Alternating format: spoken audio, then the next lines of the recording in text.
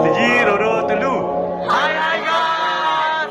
Kami dari kelompok Petang Bulan bakal nyari tahu tentang kesadaran tentang wawasan Nusantara di lingkungan SMA 7 Denpasar. Let's go.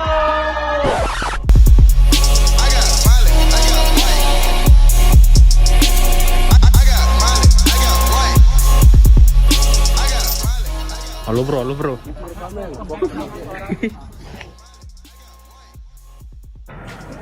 Selamat siang Pak, siang. saya Anindita dari kelas 2 dari kelas 10 MIPA 2. Ya. Jadi di sini saya akan mewawancarai Bapak untuk proyek PPKN tentang wawasan Nusantara. Sebelumnya saya ingin bertanya tentang nama Bapak sendiri. Baik.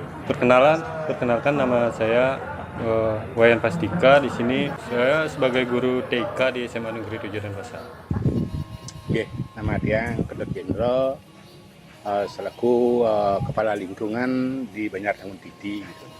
Ya baik, perkenalkan nama saya Putu Bagus Yudhistira Wicaksana, asal dari Padang Sambian, Denpasar.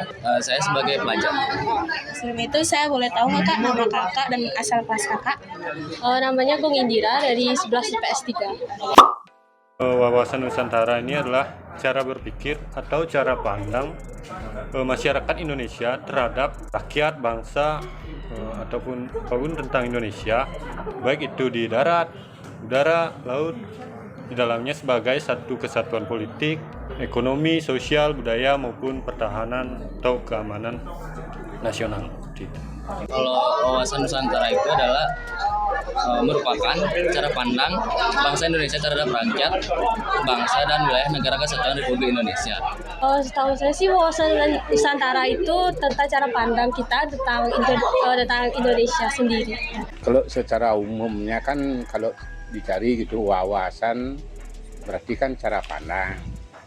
Kalau wawasan Nusantara cara memandang kebangsaan kita, bangsa Indonesia yang terdiri dari bermacam-macam suku, bermacam-macam pulau dan lautan juga gitu. Artinya di sini ini banyak keanekaragaman bangsa Indonesia itu. Sekarang adik-adiknya mau dari segi apanya yang dipandang gitu. Secara umum sih Pak, Kita nyarinya secara umum, kita ngelihat pandangan Bapak gitu. Tentang gimana sih bagi Bapak pandangan tentang wawasan Nusantara itu gitu. Kalau wawasan Nusantara ini kan bermacam-macam. Kalau kita jelaskan semuanya itu lama jadinya. Cara pandangnya itu, kalau orang yang suka berpolitik mau jadi anggota DPR, cara pandangnya dari segi politik.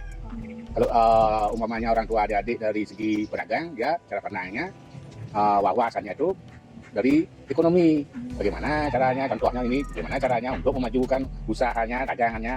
Kalau kembali Bapak bilang nanti, kalau wawasan cara pandangnya dari segi politik, dia selalu akan berambisi menjatuhkan lawan politiknya. Itu contohnya. Kemudian untuk kalau Bapak lihat di SMA 7 ini, menurut Bapak penerapan wawasan Nusantara itu sudah baik atau masih kurang Pak? Untuk penerapan wawasan Nusantara di lingkungan sekolah, khususnya di SMA 7 Denpasar itu sudah baik. Contohnya seperti siswa itu sudah bisa mengikuti kegiatan upacara bendera, contohnya kalau mengikuti pelajaran PKN seperti itu, dan masih banyak contoh-contoh lainnya yang dapat diterapkan di sekolah gitu. Kemudian kalau untuk di lingkungan rumahnya Bapak itu, menurut Bapak bagaimana penerapannya Pak?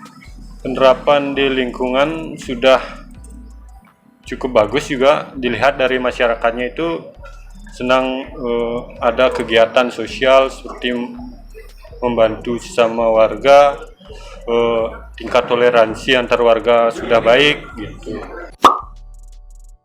Mungkin tidak, karena saya pribadi tidak melakukan penerapan wawasan Nusantara di lingkungan saya. Udah baik sih, contohnya kayak di sekolah kita juga belajar wawasan Nusantara di sekolah pas belajar. Belum bisa, Bapak belum berani bilang Bapak baik. Program yang Bapak jabarkan di lingkungan di Banjar, Bapak bilang baik, tapi orang lain, apalagi orang yang tidak suka, pastinya dia berpandangan beda, gitulah. Nah, fungsi belajar sebagai siswa apa sebagai Bapak sendiri gitu? Sebagai siswa. Nah, sebagai untuk siswa, wawasan Nusantara itu sangat penting karena menyangkut tentang keberagaman kita di Indonesia. untuk meningkatkan sikap kita terhadap bangsa itu seperti apa. Sebenarnya kalau dicari fungsinya ya semua, baik anak-anak yang sudah baru menginjak, kalau di sana umpamanya Bapak lihat tuh SMA kelas 1 lah, kalau SMP sih masih gini, tak begitu, itu paling dasar-dasar wawasan Nusantara yang dipelajari.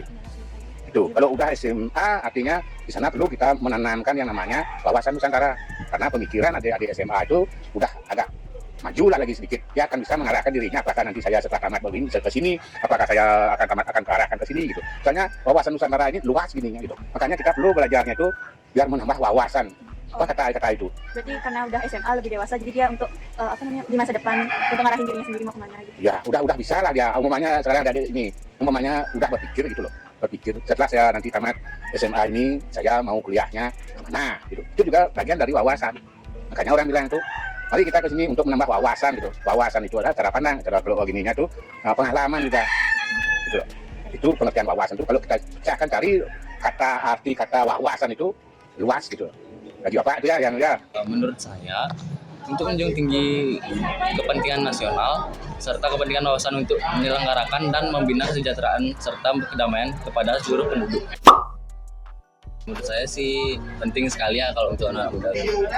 Alasannya supaya anak muda mengetahui lebih jelas tentang wawasan Nusantara. Penting sekali, tapi ada syaratnya sebenarnya. Kalau Bapak mau ya, kalau Bapak gini umpamanya bisa ngasih tahu, harus ada untuk mempelajari wawasan Nusantara itu umur sekian sampai sekian gitu loh. Kalau naik kelas 1 atau kelas 2 SD sampai kelas 3, kalau kita udah kasih pelajaran wawasan Nusantara terlalu berat baginya. Kalau bisa sih dasar-dasarnya dulu, artinya cara pengembangan, artinya dalam pelajaran itu seperti Bapak bilang tadi, anak kelas 3 SD itu pelajarannya apa itu dasar negara, kenapa dipakai dasar negara. Itu sebenarnya burung Garuda, lambang negara kita. Kenapa bisa dipakai lambang negara kita? Dari mana wacana ini? Sastra apa yang dipakai? Kok bisa burung Garuda ini jadi lambang negara kita? Itu dasar-dasarnya. Kalau udah dia gede SMA kayak ini, silakan pelajari apa itu wawasan Nusantara. Makanya dipecahlah wawasan Nusantara itu menjadi banyak. Biar bisa dipelajari bertahap. Iya. Contoh penerapan wawasan Nusantara seperti yang Pak tadi bilang, kalau kita di masyarakat kita bisa meningkatkan toleransi antar umat beragama, berperilaku adil antar sesama, bergotong royong, itu modelnya. Misalkan untuk kita belajar tentang wawasan Nusantara di sekolah gitu. Kalau belajar PPKN di sekolah itu termasuk penerapan wawasan Nusantara? Ya, bisa dibilang penerapan wawasan Nusantara juga. Baik, terima kasih Pak. Contohnya apa banyak sebenarnya, kalau mau cari, adik mau nyarinya itu jangan berpacu pada media HP aja. Sebenarnya kalau penerapan itu menyadarkan orang itu harus ada komunikasinya. Kamu jangan begini, karena begini jadinya gitu. Itu bagian dari wawasan Nusantara. Itu sebenarnya dari hal yang terkecil lah dianggap, seperti Bapak bilang tadi contohnya itu banyak sekali, termasuk tingkah laku kita sehari-hari itu ada yang cara pandangnya itu ya, umpamanya dari kedisiplinan bisa kok kita cari pakai contoh tuh. Untuk sementara kendala belum Bapak pernah temui ya, sudah cukup baik gitu. Kalau kendala kurang tahu sih. Kendalanya itu banyak yang generasi kita tuh nggak tertarik sama wawasan Nusantara, mereka lebih tertarik sama budaya yang dari luar sih. Kalau dicari ke masa pandemi itu memang banyak gitu loh, banyak kesulitan yang Bapak hadapi gitu loh. Makanya Bapak dengar juga, Bapak ketemu sama kepala lingkungan, kepala dusun. Di saat pandemi ini kebanyakan yang mau mundur. Sebenarnya menerapkannya itu dari sosialisasi atau dari orang tua, mengajarkan anak-anaknya untuk berwawasan Nusantara yang luas, seperti meningkatkan sikap yang baik, perilaku yang adil, jujur gitu pada anak-anak mereka gitu. Ya kalau sebenarnya sih program ke Bapak kembali jadinya bukan Bapak pendukung Orde Baru ya. Makanya kembali sekarang ini orang kembali belajar P4 gitu loh. Di sana itu udah diterapkan waktu Bapak masih sekolah SMA, SMP itu udah diterapkan itu sebenarnya.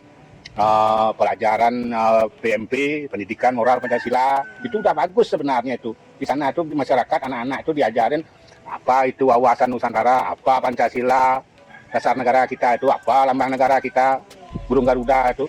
Pertama tuh kita harus tertarik dulu sama wawasan Nusantara, baru kita mau mempelajari itu. Kalau kita nggak tertarik ya percuma juga sih sebenarnya. Terima kasih banyak Pak sudah menjawab semuanya. Makasih ya Kak atas waktunya tentang wawancara wawasan Nusantara. Makasih ya Kak atas waktunya tentang wawancara wawasan Nusantara ini Kak. Segitu aja Pak pertanyaan dari kita hari ini. Terima kasih banyak Pak. Ya, makasih. Tapi kanggoin ya. Ya, udah.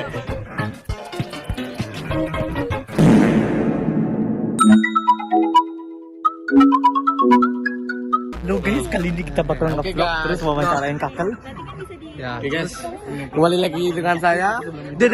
Wawancara deh. Nah, ngomongin. Nanya deh. Nanti ngomongin deh tentang sekolah ini deh. Jadi waktu ini mau wawancara kan? Kalau ada jawabannya mau. Jawab aja. Apa tentang sekolah ini deh? Sekolah ini. Tekan aja sih kalau wawancara aja. Iya, saling video. Hah? Tadi passwordnya boleh. Iya. Nih. Nanti mati lagi dia. Nah, dah.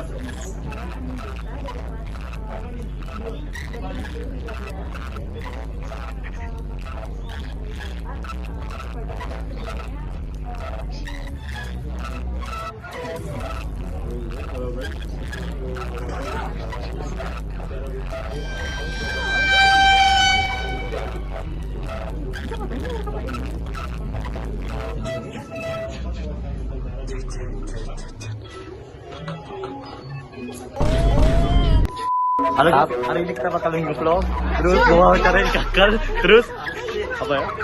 Pulang ke sekolah turu. Jadi gimana? Abia Pradipta. Saya? Oke guys, kembali lagi dengan saya. Wahidu. Sini ada tukang janda.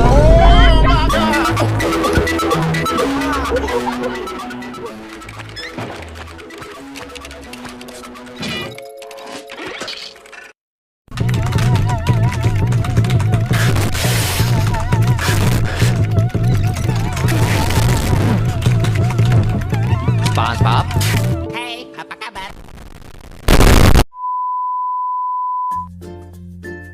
Guys, welcome to my vlog guys. Oke, sekarang kita sudah ada di gedung Alaya. Mari kita berbicara dengan dia. Hai. Kok hai? Ya nggak tahu, tanya yang mau tanya saya. Wih.